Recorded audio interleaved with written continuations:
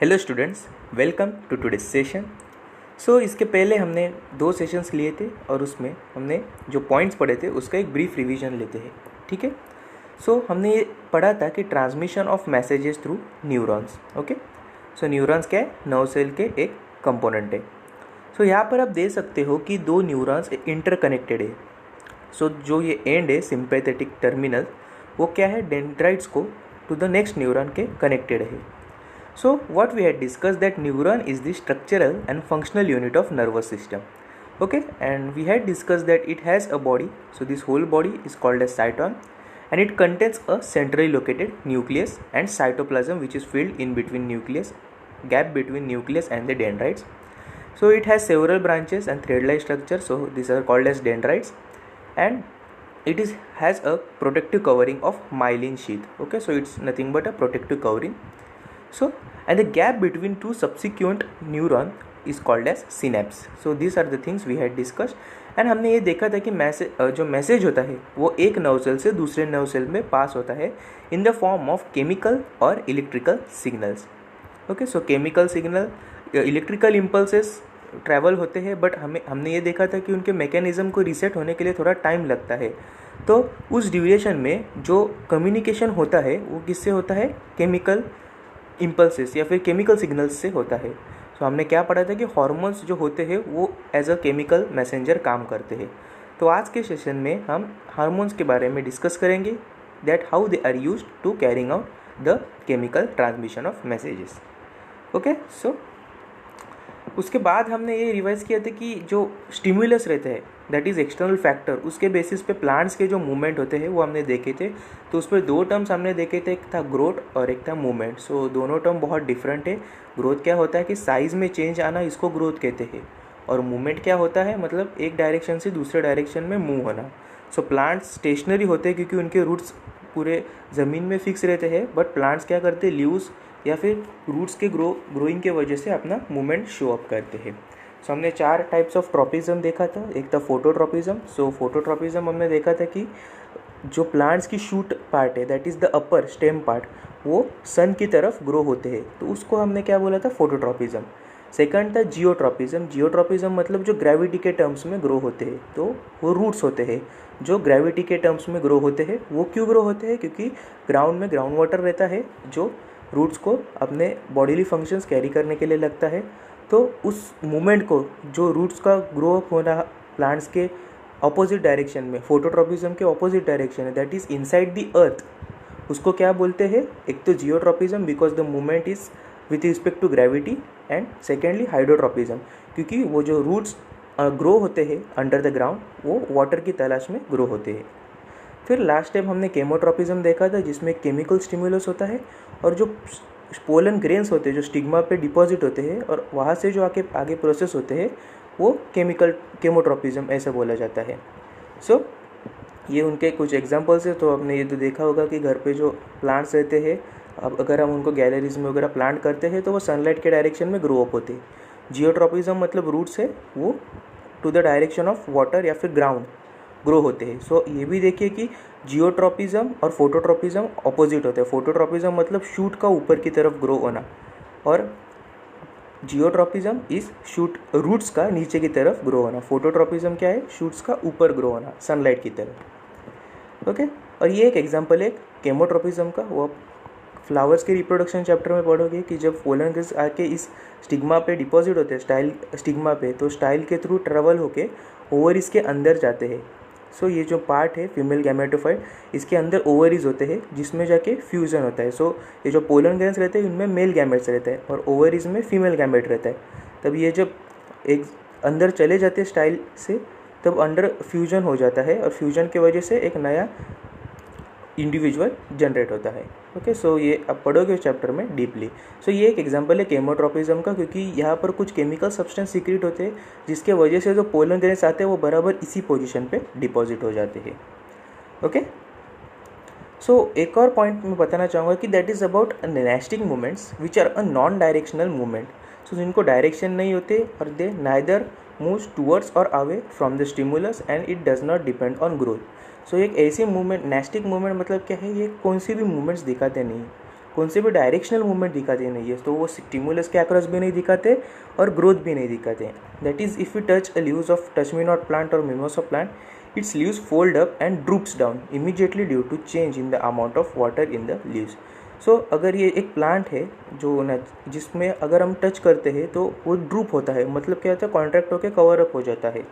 तो ये क्या करते हैं, ये किसी भी तरह की ग्रोथ नहीं दिखाता है, जस्ट क्या करता है वो मूवमेंट दिखाता है। और वो अपनी मूवमेंट क्या होती है, वो हैंड की तरफ भी नहीं होती, वो अपोजिट होती है, जस्ट वो अपने अंदर क्लोज हो जाते हैं।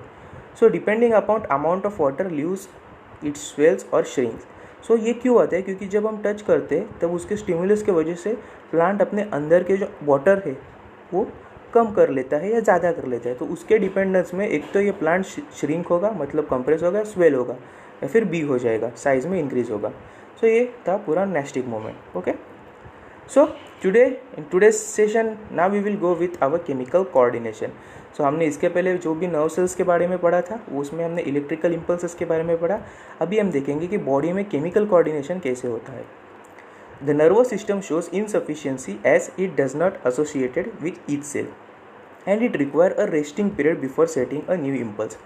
सो सबसे पहले हमने क्या पढ़ा था कि बॉडी में अगर एक signal one at a time एक नर्व सेल में ट्रांसफ़र होता है, तब जब सिग्नल वो ट्रांसफ़र होता है तो जो मैकेनिज़्म इसमें लगता है, मतलब जो भी नर्व सेल्स के पार्ट्स उसमें कंट्रीब्यूट करते हैं, उनको एक रेस्ट करने के लिए टाइम लगता है, मतलब वो अपने मैकेनिज़्म को रीजनरेट करते हैं, रीसेट करते हैं।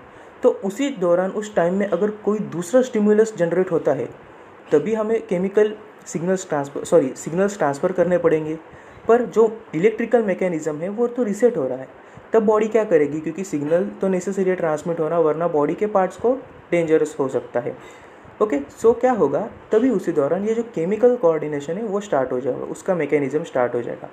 सो there is a need of having a system in which cell secrete some chemicals. So जो सेल है वो अपने अंदर ही एक केमिकल सीक्रेट करना स्टार्ट हो जाता है। Okay, and it is detected by other cell and even transmitted also. So ये जो सेल में जो केमिकल सीक्रेट होना चालू हो जाता है वो दूसरे सेल में भी ट्रांसफ़र हो जाता है। तो hormones, okay, so hormones are known as chemical messengers. Remember this term, it's very useful that hormones are the chemical messengers of the body which are secreted by endocrine glands and released directly into the blood.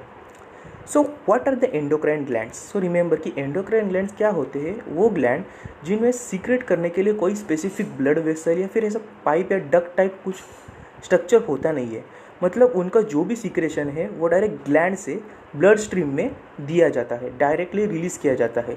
तो उन glands को हम क्या बोलते हैं, endocrine glands, which doesn't have any specific duct to secrete their secretions inside the duct, so they directly secrete in their blood stream from which they reach to the target organ and show their effect. So आपको तो पता है कि blood each and every body part cell सभी जगह present होता है, तो ब्लड को मीडियम बना के ये जो हॉर्मोन्स है वो टारगेट हार्मोन जहाँ उसकी नीड होती है वहाँ पर जाके अपना एक्शन परफॉर्म करते हैं।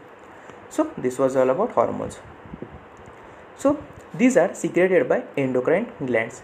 ठीक उसी तरह जैसे एंडोक्राइन ग्लैंड्स होते हैं जिन्हें डक्ट्स नहीं होता, एक अदर टाइप ऑफ ग्लैंड रहता है जिसको हम बोलते हैं एक्सोक्राइन ग्लैंड, जो डक्ट होता है, जिसमें डक्ट्स होता है। वो डक्ट्स की वजह से जो हार्मोन्स है वो स्पेसिफिक पाथ से ट्रैवल करते हैं इनसाइड द डक्ट्स। सो उसके बारे में हम पढ़ेंगे। अभी फिलहाल एंडोक्राइन ग्लैंड का रोल सबसे ज़्यादा होता है। So first of all we will study about hypothalamus. तो नाम देखिए, हाइपोथैलेमस से आपको याद होता है ब्रेन का एक पार्ट होता है जो हाइंड में लोकेटेड होता है। So is situated in brain, it releases some factors which control the secretions of pituitary gland. Okay, so hypothalamus बहुत इंपॉर्टेंट पार्ट होता है ब्रेन का और उसका बहुत ज़्यादा रोल होता है हार्मोन सीक्रेशन में। तो वो क्या करते हैं, पिट्यूटरी ग्लैंड्स के हार्मोन्स जो है वो सीक्रेट करते हैं। ओके, सो वो पिट्यूटरी ग्लैंड भी अपने हेड के पोजीशन में लोकेटेड होते हैं। Pituitary gland is situated in brain and is known as master gland of the body. Okay, so ये ब्रेन में लोकेटेड होता है, उसको मास्टर ग्लैंड बोला जाता है। मास्टर ग्लैंड क्यों, क्योंकि उसके secretions control other endocrine glands and regulate them, because उसका टास्क केमिकल कोऑर्डिनेशन में सबसे ज़्यादा होता है। पिट्यूटरी ग्लैंड एंडोक्राइन ग्लैंड्स के जो हार्मोन्स है उनको रेगुलेट भी करता है और कंट्रोल भी करता है। So it is called as master gland of the body. Pineal gland, so pineal gland is also located in brain. They secrete melatonin hormone which regulate the body colour in animals. So आपने देखा होगा कि मतलब animals, कोई animals बहुत ही dark coloured होते हैं या फिर कोई animals, same with respect to human beings, बहुत ही फेयर कलर्ड होते हैं। तो ये कलर, स्किन का जो टोन है, स्किन का जो पैटर्न है, इनमें डिफरेंस कौन से हार्मोन की वजह से आता है? वो हार्मोन को बोलते हैं मेलाटोनिन। और मेलाटोनिन कहाँ से सीक्रेट होता है? पाइनियल ग्लैंड से। ओके, सो आप फिगर में देख सकते हैं कि पाइनियल ग्लैंड ब्रेन मतलब हाइंड ब्रेन के पोर्शन में लोकेटेड होता है in both male and female. Pituitary gland just pineal gland के बिलो ही सीक्रेट होता है।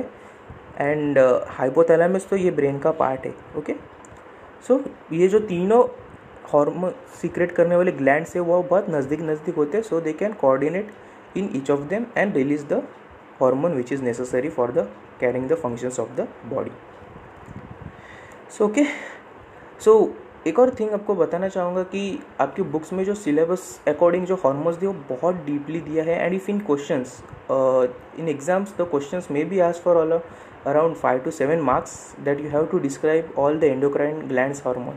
So this PPT is presented accordingly that it will be useful for you to memorize and understand the hormones easily. So इनमें से जो भी hormones है, try to remember at least one function of each hormone so that you can mention all the types of endocrine hormones in the examination. So according to read this PPT, it is very helpful in your examinations. Okay. The endocrine glands also help in control and coordination. Endocrine glands produce chemical substances, obviously because वो chemical hormones produce करते हैं जो chemical messengers होते हैं, which helps in control and coordination of various activities in the body. Okay. Endocrine glands in our body are, now remember this all are the endocrine glands in the body: pineal gland, hypothalamus, pituitary, thyroid, parathyroid, thymus, adrenal, pancreas, testes and ovaries. So this much type of chemical messenger glands are located in each and every part of the body. So now let us discuss some examples of coordination by endocrine glands. So अभी एक एक gland का हम function check out करते हैं. So when we are frightened or angry, the adrenal gland produce more adrenaline hormone which is sent through the blood to the heart. So जब भी अगर मतलब कभी ऐसा डर लगता है या फिर गुस्सा आता है तो ये जो बॉडी के जो इमोशंस प्रोड्यूस होते हैं वो कौन से हार्मोन की वजह से होते हैं? वो एड्रीनलिन हार्मोन्स की वजह से होते हैं, जिसको सीक्रेट कौन सा ग्लैंड करता है? Adrenal gland. सो ये जो इमोशंस होते हैं सच एज फ्राइटनिंग और बीइंग एंग्री, ये क्या होता है? एड्रीनल ग्लैंड है ना, ज़्यादा अमाउंट में एड्रीनलिन प्रोड्यूस करता है जो वो ब्लड के थ्रू हार्ट में, रिब मसल्स में और डायफ्राम में पहुंचाया जाता है. सो डायफ्राम ये पार्ट है वो थोरेसिक कैविटी में लोकेटेड होता है जहाँ पे रेस्पिरेशन की प्रोसेस होती है. This increases breathing rate to supply more oxygen to the muscle to prepare the body to either run away or fight with the enemy. So देख सकते हो कि ये हॉर्मोन्स किस तरह से वर्कआउट करते हैं कि जब भी ऐसा कोई इमोशन होता है कि फ्राइटन या एंग्रीनेस, तो एड्रीनलिन का सीक्रेशन बढ़ जाता है.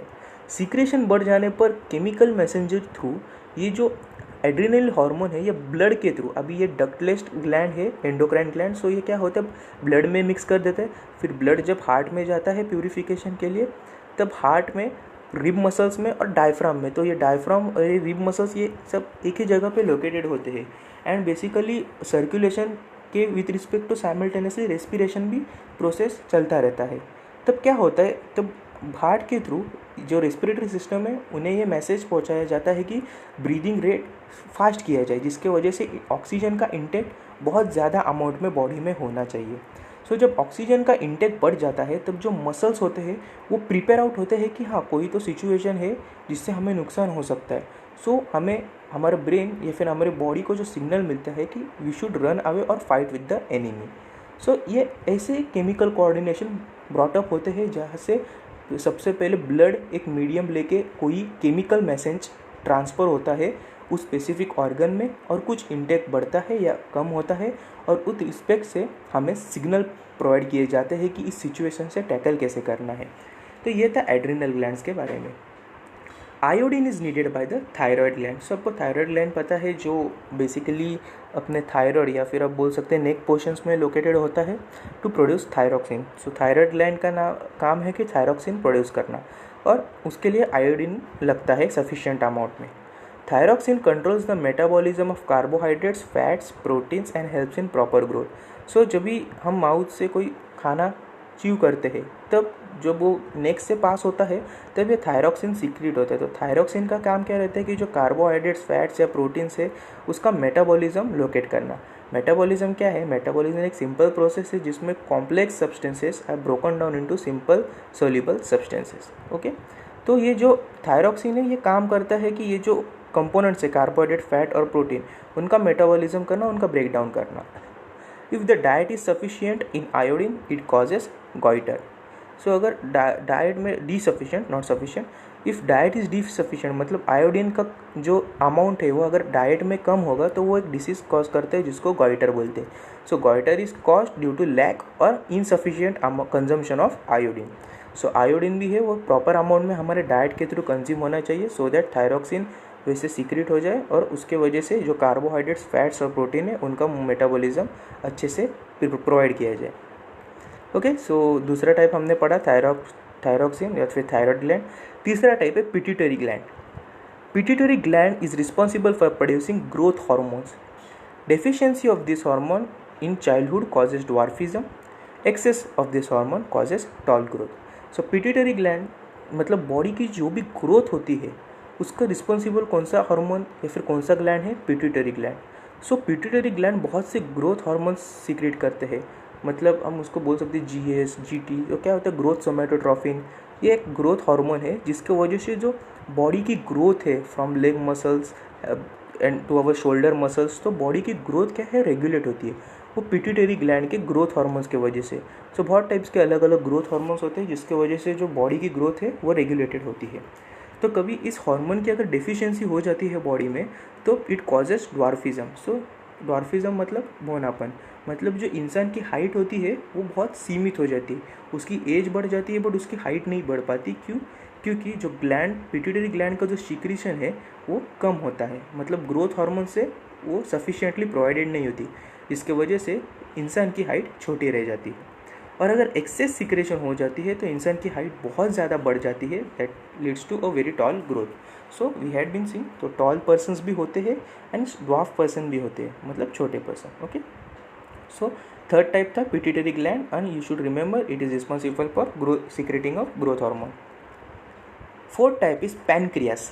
Pancreas produce the hormone insulin which controls blood sugar level. So आजकल जो कॉमन डिसीज़ है जो बहुत सारे लोगों में पाई जाती है इवन या टीएम एज, सो वो डायबिटीज़ आपने सुना होगा। तो डायबिटीज़ लोग बोलते हैं कि शुगर नहीं खाना चाहिए, ग्लूकोज या फिर anything sweet shouldn't be consume. So sugar free items are been preferred by such person to prevent. So ये क्यों होता है? क्योंकि देखिए पैनक्रियास का काम क्या रहता है कि इंसुलिन सीक्रेट करना। इंसुलिन ऐसा सब्सटेंस है जो बॉडी में, जो पैनक्रियास में ये लोकेट करता है कि शुगर का अमाउंट कितना होना चाहिए। अगर बॉडी में कंजम्पशन शुगर का ज़्यादा है और अमाउंट बढ़ती जा रही है तो इंसुलिन क्या करेगा? इंसुलिन उस शुगर के जो मॉलिक्यूल्स है उस पर एक्ट करेगा और क्या करेगा? ट्राई करेगा कि शुगर अपने लेवल में आना जाए। सो उसके वजह से जो अगर शुगर का अमाउंट बढ़ रहा है बॉडी में तो इंसुलिन का सिक्रीशन भी बढ़ने लगता है, जिसके वजह से वो जो शुगर लेवल है उसको नॉर्मल रेगुलर लेवल पे आने का कोशिश रहती है। और अगर शुगर का अमाउंट बॉडी में कम है तो इंसुलिन का सिक्रीन भी कम किया जाता है, जिसके वजह से शुगर बैलेंस हो। सो अल्टीमेटली इंसुलिन क्या करता है? अपने अमाउंट को एडजस्ट करता है, जिसके वजह से जो ब्लड की शुगर है वो रेगुलेट हो पाती है। So increase in blood sugar obviously causes diabetes and a diabetic patient has to take insulin injection to control blood sugar level. So अगर किसी पर्सन को डायबिटीज़ हो जाता है तो क्या होता है? उसका जो इंसुलिन है वो ज़्यादा अमाउंट में सीक्रेट नहीं कर पा रहा होता है, जिसके वजह से शुगर लेवल बढ़ते ही जाती है।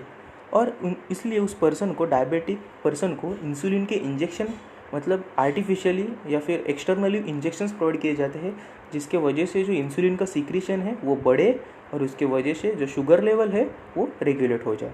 तो ये था पैनक्रियास का। Pancreas secrete which hormone? Insulin. Remember this thing. Fifth is now coming to reproductive system. Testis in male produces the hormone testosterone. So testosterone ये हार्मोन्स क्या करता है? ये मेल्स में सीक्रेट हो जाता है which causes the production of sperm and changes during puberty. So beard as well as जो भी एग्रेसिवनेस है, जो भी चेंजेस मेल में आते हैं प्यूबर्टी के टाइम पे, वो कौन सा हार्मोन कॉज करता है? Testosterone. Also it regulates for the production and culture of sperms. So testis has that importance in male reproductive system. और ओवरी ये फीमेल में प्रोड्यूस होते हैं, और ओवरीज जो फीमेल में होती है वो क्या प्रोड्यूस करती है? ईस्ट्रोजन. ईस्ट्रोजन हार्मोन क्या करते हैं? बहुत इंपॉर्टेंट हार्मोन होते हैं जो फीमेल के प्यूबर्टी में हेल्प करता है, एंड उसके रिप्रोडक्शन सिस्टम के time during pregnancy time this hormone acts for providing a good environment for the development of that embryo. So estrogen is required for the puberty in females as well as the development of an environment for the embryo. Okay, so this was all about the hormones which is secreted by the endocrine glands. So we had been discussing almost 6 hormones. First we will again discuss that adrenaline. Adrenal glands produces adrenaline which is used to tackle the emotion situations, that is frightened or angriness. Iodine is needed for the culture of thyroxine. So thyroid gland ये है जो thyroxine produce करता है और उसको regulate करने का काम आयोडीन पे रहता है. सो थायरॉयड ग्लैंड प्रोड्यूसेस थायरॉक्सिन, और इंक्रीज ऑफ थायरॉक्सिन मतलब क्या होता है? जब आयोडीन डिफिशियंट होता है या कम अमाउंट में होता है तब गॉइटर हो जाता है. पिट्यूटरी ग्लैंड्स क्या सीक्रेट करते हैं? Growth hormones. So growth hormones का काम क्या होता है? बॉडी की ग्रोथ रेगुलेट करना. अगर ज़्यादा अमाउंट में सीक्रेट होता है तो ग्रोथ टॉल ग्रोथ होता है, अगर लेस अमाउंट में सीक्रेट होगा तो ड्वार्फिज्म होता है या फिर short growth. Pancreas secrets insulin. ज़्यादा इंसुलिन सीक्रेशन होता है तब शुगर लेवल कंट्रोल में हो जाती है, जब शुगर लेवल ज़्यादा होती है. ओके, और अगर शुगर लेवल ज़्यादा हो जाती है तो क्या होता है? डायबिटीज़ होता है. डायबिटीज़ में पर्सन का इंसुलिन ज़्यादा अमाउंट में प्रोड्यूस नहीं हो पाता, इसलिए उनको एक्सटर्नल इंजेक्शंस देते हैं, इंसुलिन इंजेक्शन, जिसके वजह से इंसुलिन का सीक्रेशन बढ़ने लगता है और शुगर लेवल नॉर्मल लेवल में आ जाती है. फिर हमने देखा reproductive hormones, that is testis. Testis is the gland which secretes the testosterone. Testosterone helps to development of sperms and it causes changes in puberty it causes changes in the male during puberty. Ovary क्या रहते हैं? Ovary females में oestrogen produce करने का काम करती है. Oestrogen क्या करता है? causes changes in females during puberty and also provides an environment for the embryo which will be developing after the fertilization. Okay, so this was all about the glands and where they are secreted. Okay, so we had been completing the chapter and we had covered all the topics. I hope I am clear till this. If any doubts, just post in the comment box. Thank you. Have a nice day.